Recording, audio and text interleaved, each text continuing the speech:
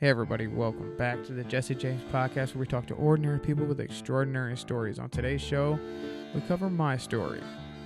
We cover my story and my father's story. We cover mental illness, drug addiction, death, and redemption. Please enjoy the show.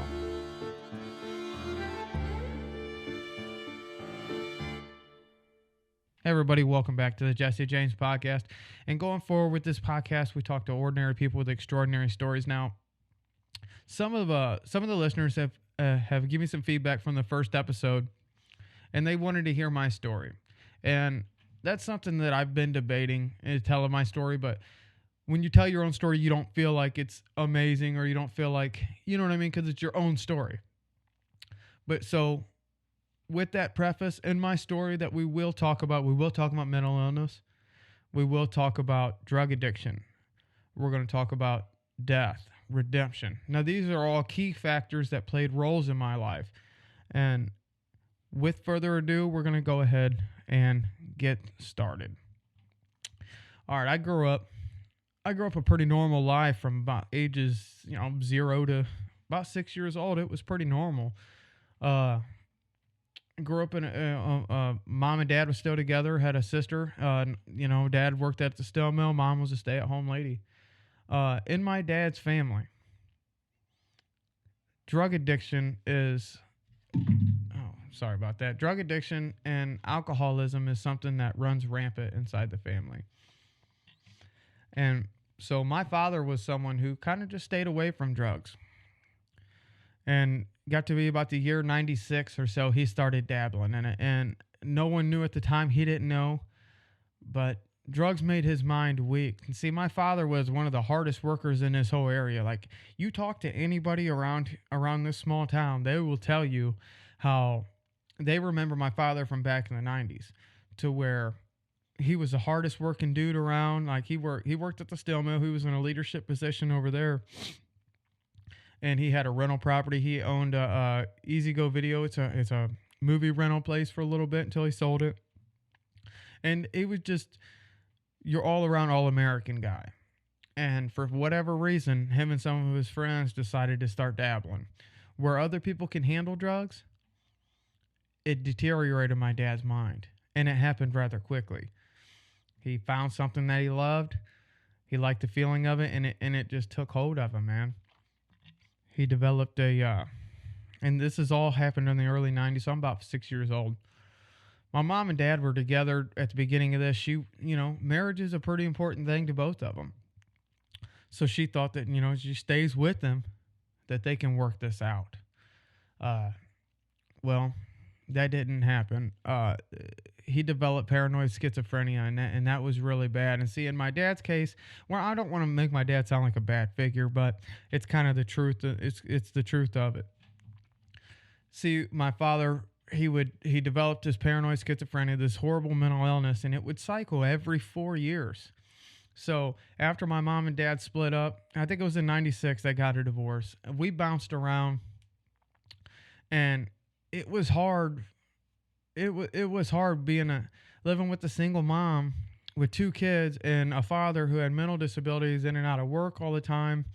And it made it difficult. We moved over to this trailer park, actually the same trailer park I live in now. We grew up and we lived with my uncle.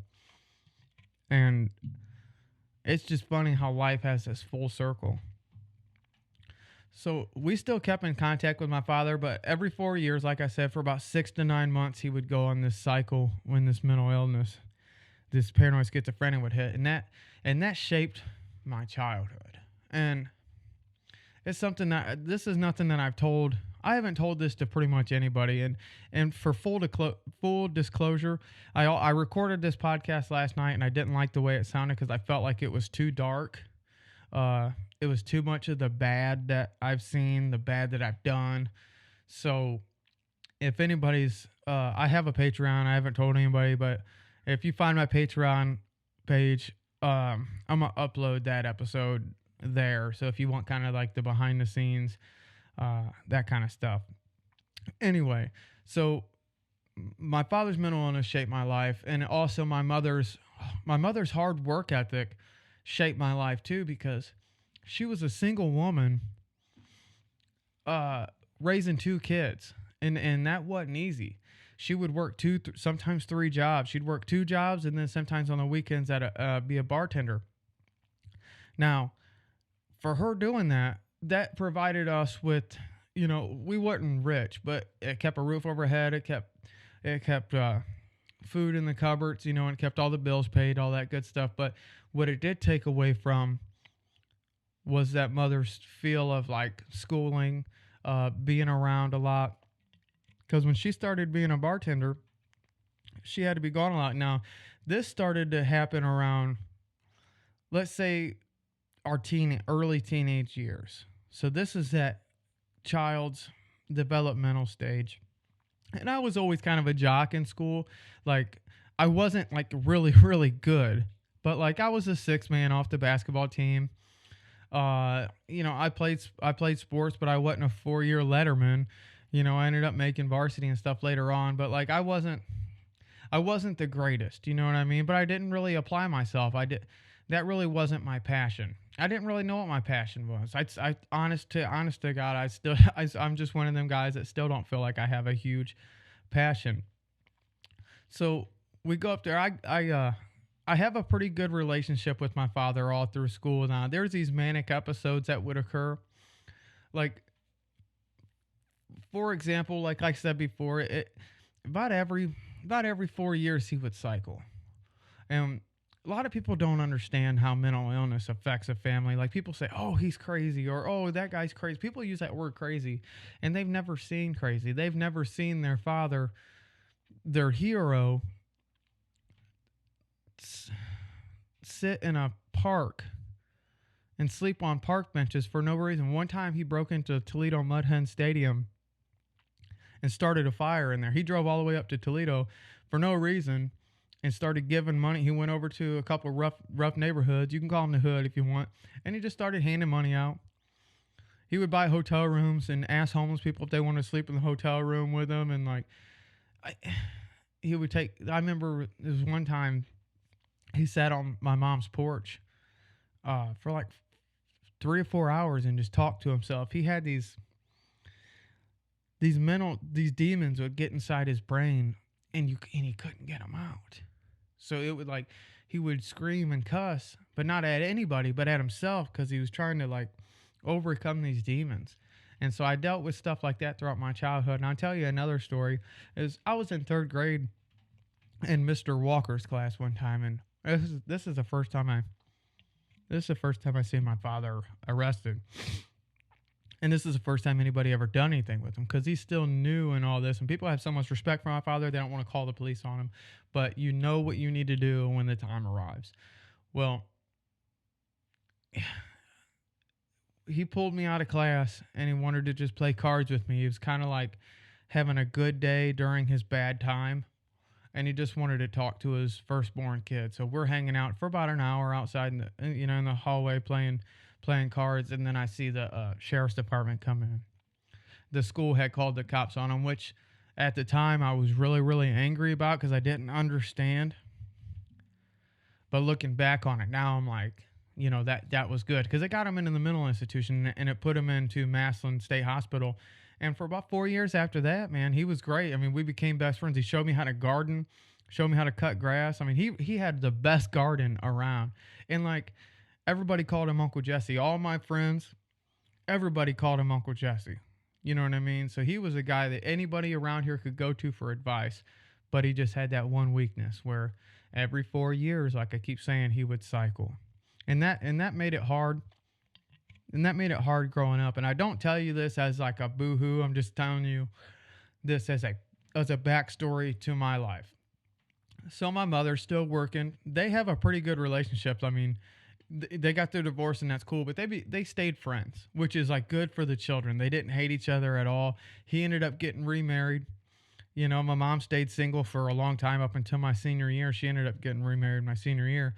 So it was a good little balance. My dad did the best he could, but it's hard for someone with mental disabilities to do just about anything. You know what I mean? If it wasn't for the union protecting him and making sure that, he had what he needed, then it could have been a whole lot harder. And there's a whole bunch of stories. And while we're on the topic, like one time he bought a skid steer, and he was a good contractor. That's the thing. He could he can do anything. He was a great contractor. He can do so. He bought a skid steer one time, and he showed me how to drive it. And I'm like 11, 13 years old. Maybe 13 driving a skid steer. No one else around knew how to drive a skid steer, but I did. So I always thought that was kind of cool. But he took the skid steer and he went up to the local railroad tracks, and he scooped out. It's kind of almost funny now, but like at the time it wasn't, because it could have derailed a train. He went up to rail tracks and took out all the rocks underneath this rail, and just put rock on everybody's driveway. Redid everybody's driveway in this whole little neighborhood area where he lived. And in the front page of the headline, it said Jesse James robs railroad, which is kind of tongue in cheek, but that put him back in the state hospital for another 90 days or whatever. And like I said, after he'd get out of these swings, he would do good. But like, there was always that shadow cast of like, everywhere you'd go, and we live in a small town, everywhere you'd go, you can feel the gossip. No one would say it to you. No one would say it to us until I got a little bit older. People would start to ask questions. So I got to be, let's fast forward. It was kind of a rough child. I don't want to say rough. I didn't get beat. My mom was a good person. My aunts and uncles are awesome. They take care of business. It's just kind of like a little bit different, growing up with a father with like that. But it was kind of odd too, because he wasn't always crazy. So it's sometimes one of the biggest things I regret is I remember being like 8th or 9th grade, where you're kind of like an angry teenager. And this is during when dad was going through his mental disability, and he was doing a lot of drugs and doing things he shouldn't do because he wasn't in the right state of mind. I told like a couple people that didn't know me or whatever was asking about, talking about their dads, and I was like, oh yeah, my dad passed away when I was a boy. I didn't know. And like, that's something stupid that you say to like, it was something I should have never said, you know what I mean? But I was like, maybe in 9th grade, and like my buddies that I ran with on the regular, they knew that I was just saying that in front of these other people that didn't really know me, because it was kind of embarrassing, you know what I mean? But it's something you grow to love, and it's something you grow to, So I remember graduation day, and when I was graduating, and like, it was kind of a big deal because around here, like, not a whole lot of people graduated high school, and I wasn't like the best academic student. So I did end up graduating, and I kept looking out in the thing, see if Dad was there, because I knew Mom was there. She always came to stuff, but like, I was looking, and then Dad was there. So after I was making my round, after I accepted my graduation diploma, I went up and gave him a big hug, and he was drunk as a skunk. And that made me so mad. I didn't talk to him for about 2 weeks after graduation. And like, I was just so mad. But when I was 18, I immediately started, and these stories may seem like they're, you know what I mean? I'm not trying to shine bad light. I'm just trying to, though, unfortunately, with the way my brain works, and I'm sure other people's as well, is like, you remember bad things a little bit worse. You know what I mean? But it sticks out. But I'm telling you, this story has redemption. So as we're going through, like I said, I wasn't like a great student. You know what I mean? I wasn't a great athlete, but I played sports. So when I turned 18 years old, I was still in high school, but I immediately started working at this local factory, Midwest Industries. It was a pretty good job. I immediately started working at Midwest Industries, and like I said, I liked it. I'm 18 years old, man. All these guys is messing with me, giving me crap. Like at one time, like I was told to go get blinker fluid. I'm 18 years old. I've never been in a factory, but I was told to go get blinker fluid. I was like, well, blinker fluid? What in the world is blinker fluid? So I run to the end of the assembly line, tell this supervisor, I'm like, hey, this guy up here told me, and I'm not going to drop their names, but he goes, this guy up here told me to go get blinker fluid because we were building lawnmowers. That's what we built. And the supervisor looked at me, and he's just like, get back to your job. And he had a few choice words with it too, because I'm holding the whole assembly line up and I don't even know. But he knows not to really discipline me because he knows the other guys are messing with me and they trying to get me in trouble. So like there was that kind of ribbing and joking around and laughing that I started. So I developed this camaraderie. And so from about 18 to 21, man, I had my own apartment at 18 the summer after I graduated. Got my own apartment and like I was doing really good. Built my credit up, man. I mean, I was the guy, like everybody in my family that was like around my age, they all looked at me like kind of like they looked up to me. Even a couple of my cousins and family members that was a little bit older, they still looked up to me because I had been living a life of like I've been doing the right thing. I got over a 720 credit score. I just bought a new truck. I got my own apartment. I got a full-time job. The girl I was with at the time, she had a full-time job, so we had it going on. We had a dog, you know what I mean? And we got pre-approved for a house loan. And all the way during this time, you know, my dad was in his normal state of mind. So like I would go to him for advice and help. And a lot of my buddies from high school I was still close with, and they would go to him for help, you know.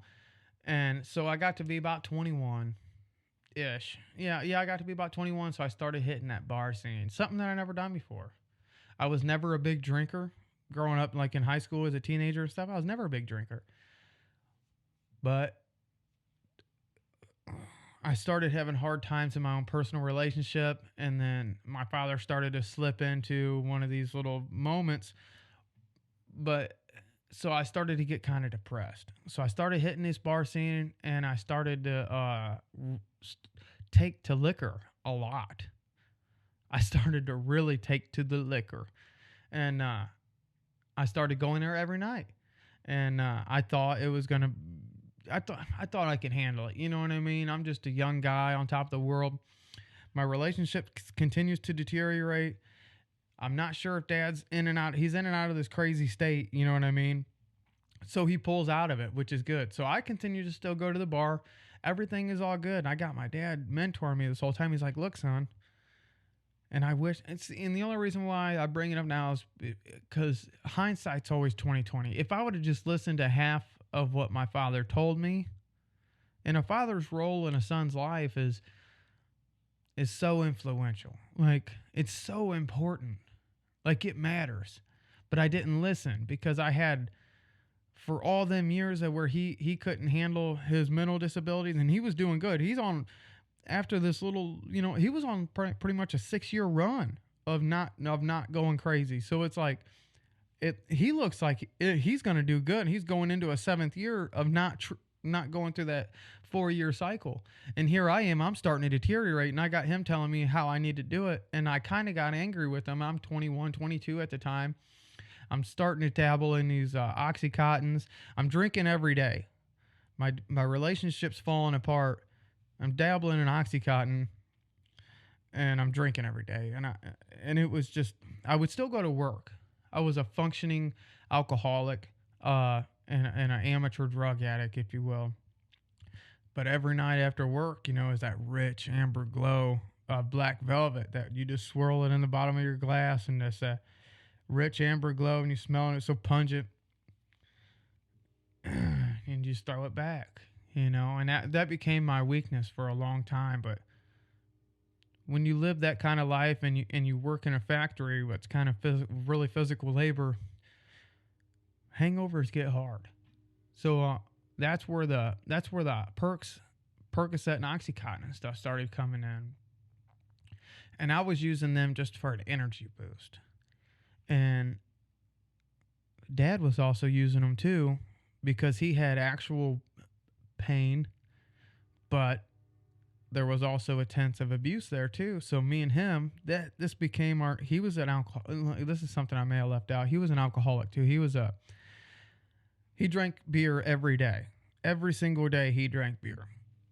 And I drank liquor, but he would give me a hard time about drinking because he didn't want my life to turn out like his. So he was actually telling me the right thing, but like he knew that I wasn't going to listen, and he wasn't at a point to where he was going to step away from drinking.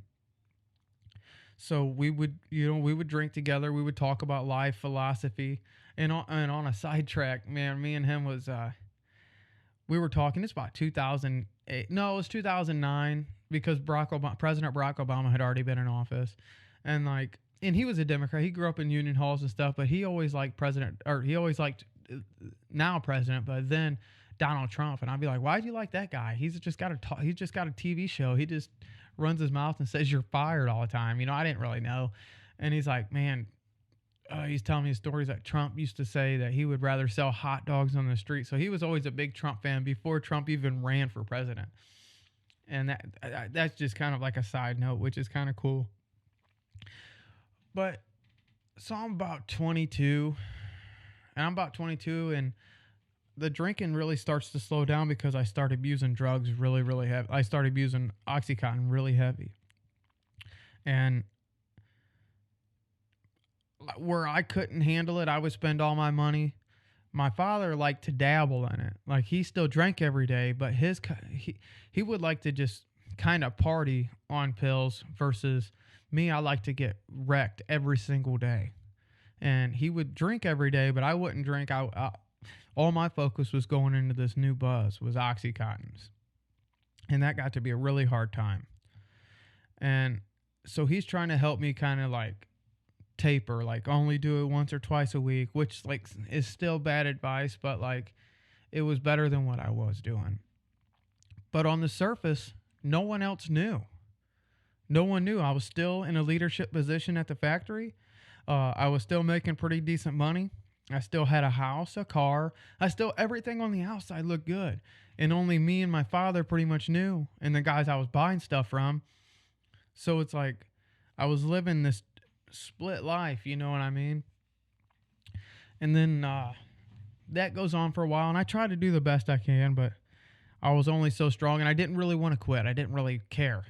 And then Dad did hit. This is 2013. He did end up going into another mental breakdown. And this is a bad one. This lasted for a long time. Because I tell you, he went almost 7 years or so without going into any major mental lapse. But this one hit hard, really hard, and I can tell it was something different. And I was working on myself, and then the day that I knew that this is going to be bad, it was I think March of 2013 maybe. So this went on for a while. He came over to my house and told me that he had gotten the car to go over 100 mile an hour. And I was like, dude, you don't even drive over 50. Like, when the speed limit's 55, there's nowhere where you can hit 100 mile an hour around here without getting reckless. There's no interstates. So I started watching him, I started talking to him, and he started to get into like different kinds of speeds and hardcore drugs. We dabbled in it, but he was doing this every day. And then he bought a Mustang, and he bought a motorcycle, and he started wasting his money and started acting loopy, and that was a hard time. So me and the girl I was with, we were on the outs, but we kind of put our differences to the side. And me and my family members got together, and we said, hey, we need to do something. This is super bad. Like, super bad. And like, I'm dealing with my own addictions, my own problems at the time.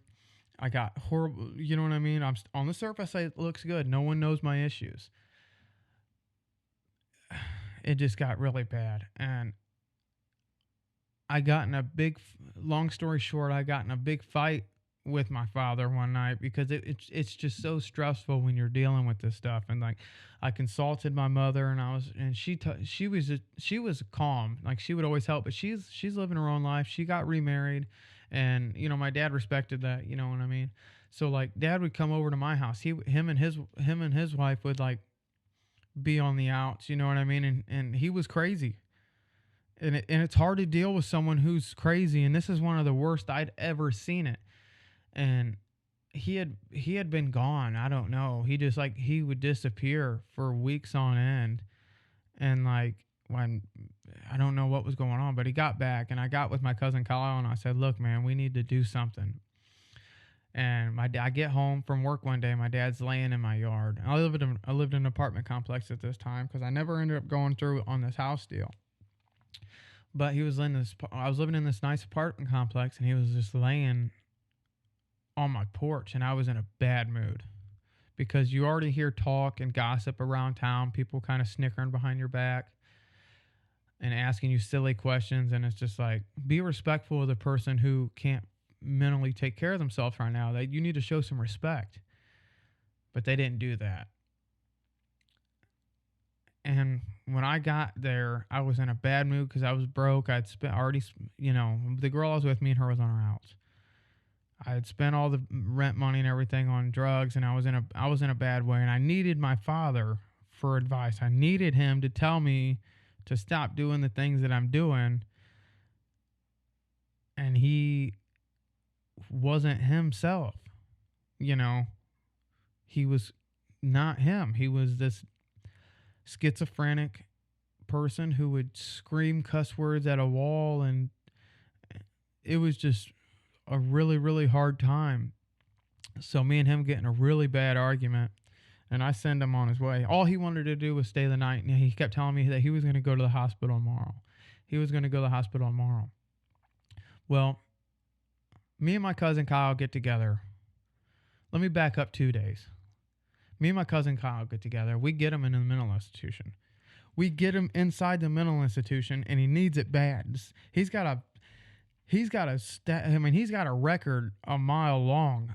With police run-ins and being a mental, you know what I mean? But like, when you're mentally disabled, you can't. It's hard to discipline someone. I don't know how the courts work. You know what I mean? He got out of a lot of trouble because like when he would get straight, he was like an upstanding citizen. But so the judges and stuff knew. We get him inside the mental institution. We get him in there. He voluntarily goes in. They know his history. He talks to his psychiatrist. So we get him in there, and then they end up kicking him out of the mental. Like, I get a phone call from the Huron County Sheriff's Department because they said your father's walking down 224, and I was like, he should be in the Sandusky Hospital on the 3rd floor. Like, I don't know what's going on. Well, they kicked him out. They kicked a crazy person out of the mental institution because he snuck in a cigarette and a lighter. Yeah, I was appalled. I was so angry. And then this is where I get off work. I'm angry. And he's laying in my yard. So it's like me and him getting an argument. I call my cousin Kyle and I just say, take him. I can't deal with it right now. I can't do it. So Kyle comes and picks him up. They're arguing. I'm back on the phone here and there with the guy checking in. And Kyle said, no, he said, we're going to go to the hospital in the morning. So I'm like, well, just take care of him. Because if you don't go, something ain't right. Because I felt bad that me and him had gotten that argument.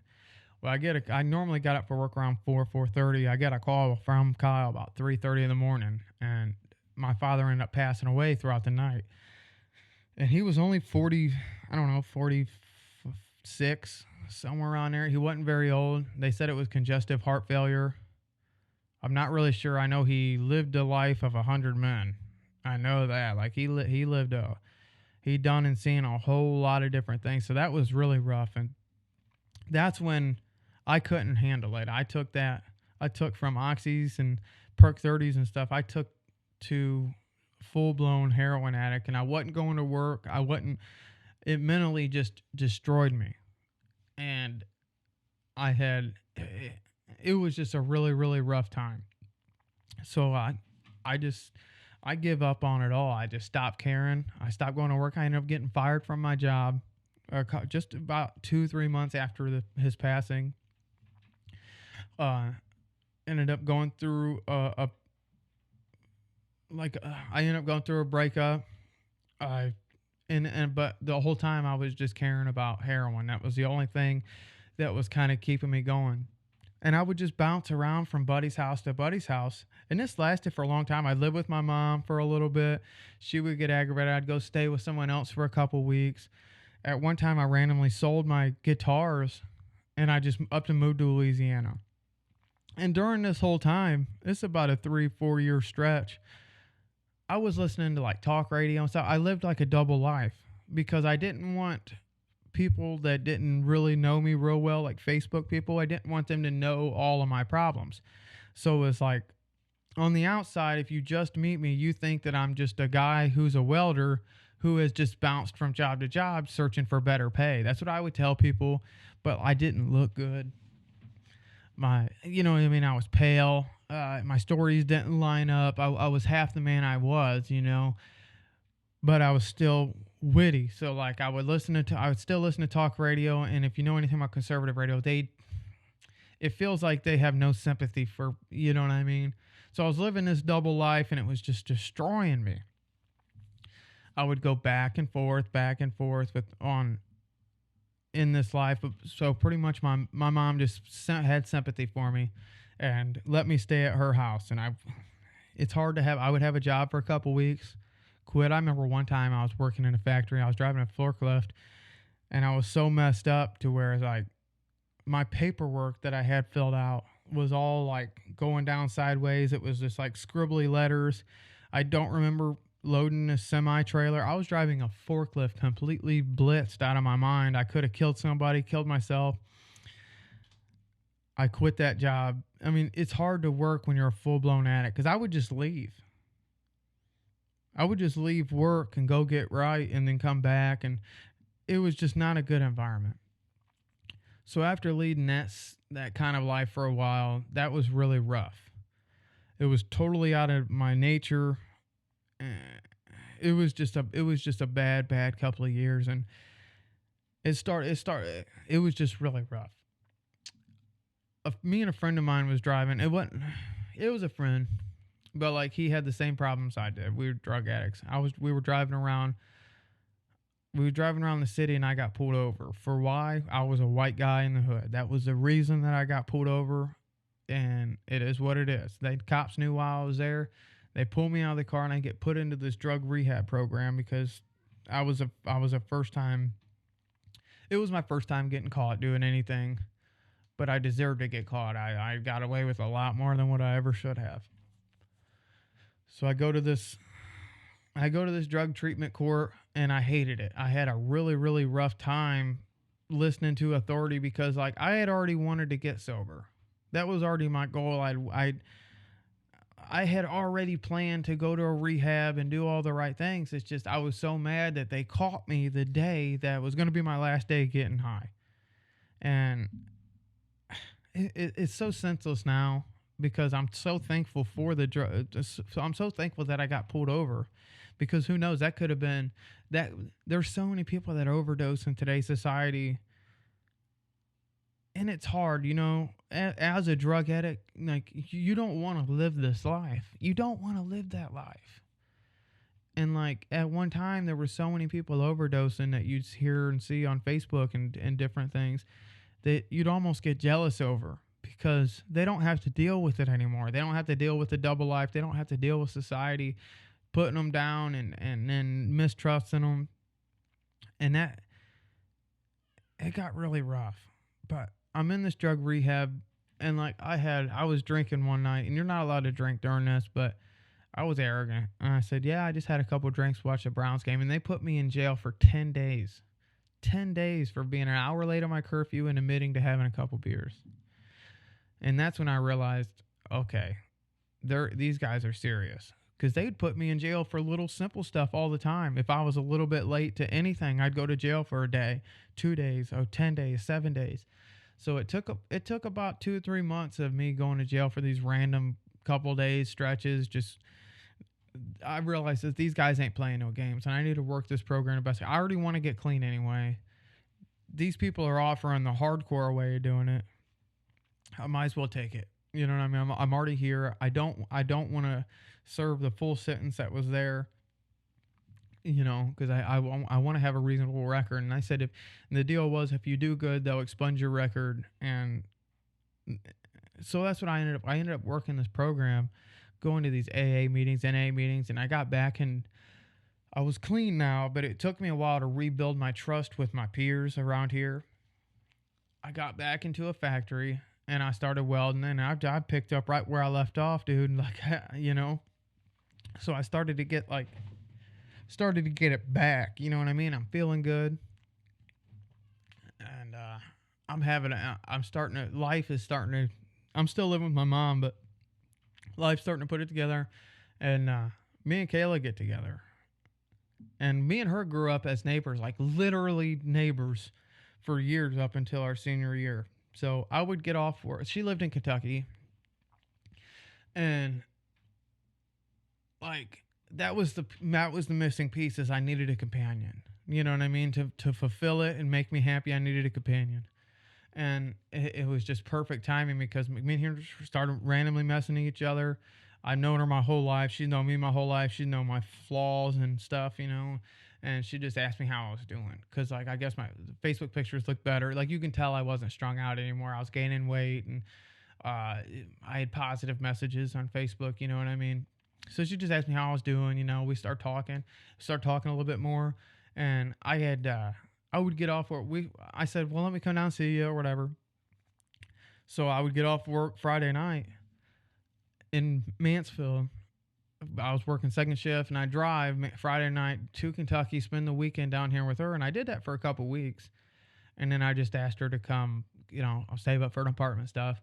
I asked her to come stay with me for a while. So she does, and we're doing the thing. I graduate from this drug rehab, or this drug court, and it was the best time of my life. But now I got this total freedom. See, this whole year or more that I was in this drug program, like, I mean, it was every day. Like, you would have to go take drug tests, you'd have to go to AA meetings, you'd have to go to these other counselings, and it was a structure that I got so used to. Like, what I realized is I needed structure, because like where I didn't have anybody to hold my feet to fire. I wasn't accountable for anything. So like I would go to work, I would get off work, I'd go take a drug test, and then I'd go talk to my probation officer.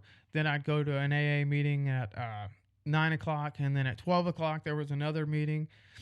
So I had these every day. My days were filled throughout the business week, and on the weekends I'd go to 3 meetings a day just to stay busy, and then I'd go to work. So I was totally busy. So after I get out of this program, I still go to meetings, and she goes to some meetings with me, and she understands that, she knows exactly what it is. I came totally clean with her about all the things I'd done, and the life that I led. And but it was hard to acclimate to the society around here where I'm from, because it's such a small town, man. And people would, and like, and it sounds like I'm highlighting the bad things about my life, and it's not. These are the things that stick out, but these are the things that build and make you stronger. You know what I mean? So, well, what I do is, well, I decided that she was up here living with me, and as I decided that maybe I can just move down there and start over, because around here people would gossip, and like I can tell that no one trusted me still, because people knew, you know what I mean? People knew that I was on drugs for all them years, and it's just like, I didn't have that respect, and I felt like, and the thing is, I know there's no geological fix to a psychological problem. I didn't move to get away from drugs. I wasn't tempted to do drugs. That wasn't the thing. I knew I already had a goal set that I'm never going to go back down this road again, ever, ever, ever again. So, but like, I just wanted somewhere where no one knew my backstory, so I didn't have to explain it, and I didn't have to tell people about my father and how he died. I didn't have to tell people, like how long I've been clean, or why would you ever use heroin? That's so bad. Look, I didn't have to tell anybody that. You know what I mean? No one knew my story. I could just be myself, and like, which was great. So I moved to Kentucky, man, and I immediately got a job because of the skills that I acquired. I learned a lot from all bouncing around from different factories. I can do anything from liquid paint, powder paint, different leadership positions, weld, MIG weld, TIG weld, stick. I mean, anything manufacturing, I can do it. I can drive stand up, sit down, skid load. I mean, skid loaders, tow motors. It don't matter. I can do it all. So I've got this knowledge. So it didn't take me long at all to find a job. And as soon as I got in there, my personality was just, I was a different person. I was back to who I used to be. You know what I mean? I'm meeting all these, man, I loved it. I lived down there from like, let's say 2015 to, well, my clean date was September 26, 2015. Yeah, that was the start of my clean date. So let's say I moved down there it was about a year later. So 2016 I moved down there, and that was up until the very beginning of 2019. And I loved it down there. And sometimes I'm glad I moved back because I got an opportunity to go back to the job that I got fired from. That's the only reason why I left. And the place that I was working at was changing down there when I was living in Kentucky. The place I was working at was changing. They started changing the schedule to where they wanted to eliminate overtime. You'd work 7 days, you're off for 7. You work 7/12s, you'd be off for 7 days. So that really made me mad. I'd gotten an opportunity to come back home to take a job as the job that I got fired from. It was a leadership position in the powder coat department.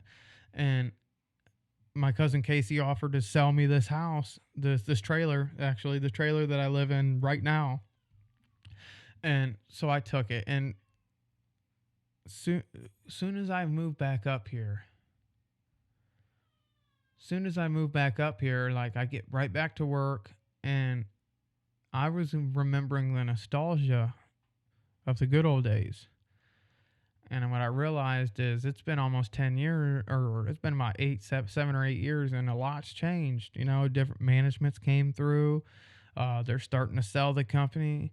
Some of my buddies that were like older, they retired. They found different jobs. They quit. You know, life goes on. And I get back, and it's not the same. And I work about 6 months, then I got laid off. And I was just like, I've been thinking to myself, like, what in the world? I made the worst mistake. You know what I mean? I had all my buddies down in Kentucky. Had a pretty good life. I mean, the trailer that we lived in down there was a little dilapidated, but like her parents said we can stay there. My son was born down there, and he's only almost 2 now, but he's about a year and a half now. But I mean, he was born down there.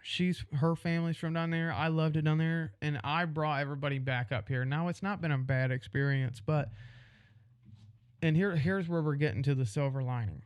After I get laid off, this is the summer of 2019, I decided to start my own lawn care business. Me and a buddy of mine decided to start a lawn care business, and it's like, this is a crazy idea. Neither one of us got money. We barely got equipment. But we made it happen, and I've gotten addicted to trying to start a business. I've gotten addicted, and I immediately started a YouTube channel then because I felt like I'm putting myself completely on the line. No one expects me to succeed around here anyway, so it's like, I'm going to start a YouTube channel.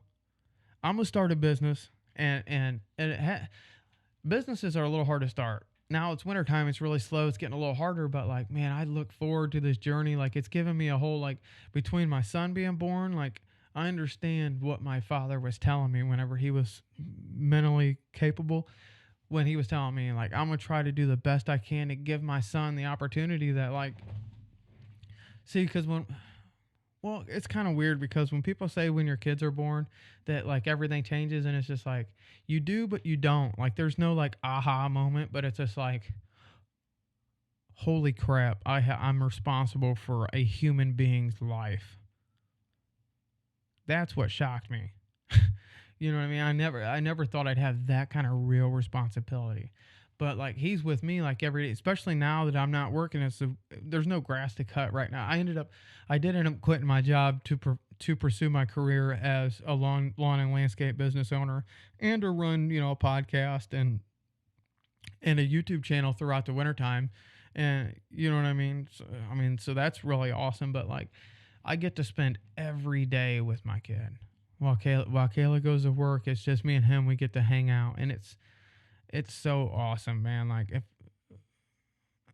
I don't know, I'm just so thankful. I'm thankful for my father because like, he was such a good person but he had his bad problems. And the thing is, like, one that keeps me going is I'm so grateful that, like, his mental disabilities and schizophrenia, that is genetic.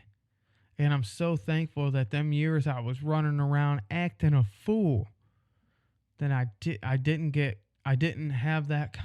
No, that never happened to me. Thank God. Thank God that never happened to me, because it could have been a lot worse, and he could be living the same. But I'm planning on breaking these chains of our family being just factory work, because I want to make six figures, and I want to be able to invest in real estate. Not only do I want to take my own business, and I want to be the biggest lawn and landscape people around here, and I also want to get into the construction business. I got big goals, and it's possible, because all these other big companies, they started right where I'm at now. And there's no reason that me being in this trailer park broke right now cannot. I never thought I'd be able to have a MacBook. I never thought I'd be able to have equipment to have my own podcast. I never thought I'd be able to own my own trailer. Like I at one time didn't have nothing, living in not living, but staying in abandoned houses, or sleeping on my buddies' couches, or sleeping on the floor, stealing scrap metal to go pay for drugs. That's where I was at. And I look at where I'm at now. I have a beautiful son, a beautiful old lady, multiple vehicles. I got nice vehicles now, and they all run. May have some little bit of problems to it, but it's only going to get better. Like, I look at it, I'm like, I'm so thankful for what I have and where I came from, because if any deviation, if I wouldn't have got pulled over that day, I could have overdosed that night, or something could have, if I wouldn't have got pulled over, where I'm at today in life would have never. I've met so many great people in the lawn and landscape community that there's no way I can fail.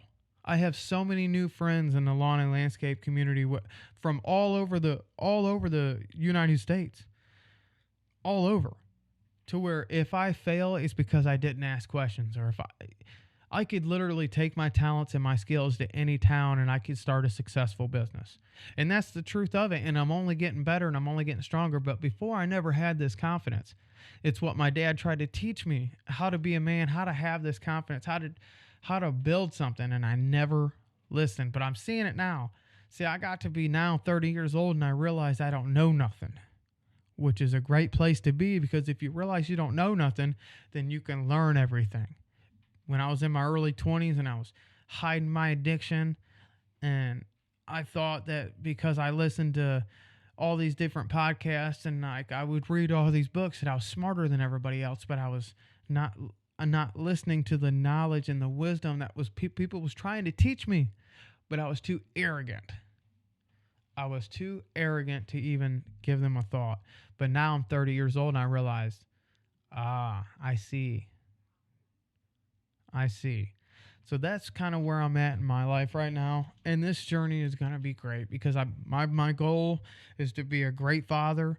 My goal is to be able to give my son a lawn and landscape business, maybe even a construction business whenever. I don't know where I'll be at, but he's going to have a way better start in life. He's going to be able to, I want to have him go either homeschooled or a private school. I got a long way to go, but I do know this, is I'm on the right track right now to get there. You know what I mean? These are thoughts that I never had. At one time, a couple years back, I was kind of jealous of the people who didn't make it through the night, that were doing the same thing I was. I was kind of jealous, like, man, they got lucky. They don't have to deal with this anymore. But I beat it. I had help from the government forcing me to not do drugs, but I still beat it. I didn't go back to that lifestyle, thank God. And I'm here today as telling you, if any of you out there who are dealing with drugs and alcohol, it's hard. It's really hard. I know I've been there. But there is help. Like, you could even reach out. You can reach out to me and I can help you. You don't want to live that life. Don't be jealous of the person that overdoses and dies. You don't have to feel that way. You don't have to hide. There's help out there. Society now is starting to understand. Society at large now is starting to help and starting to understand these situations. So there's all kinds of help out there, guys. You guys don't have to suffer with it. But that's where I'm at now.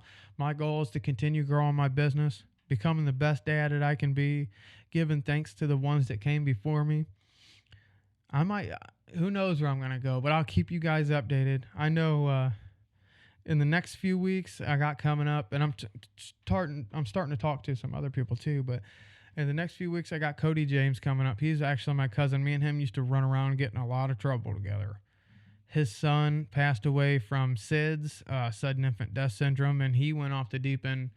After his son died, he went off the deep end and in and out of the penitentiaries. I'm not going to tell his whole story, but he's got an amazing story too.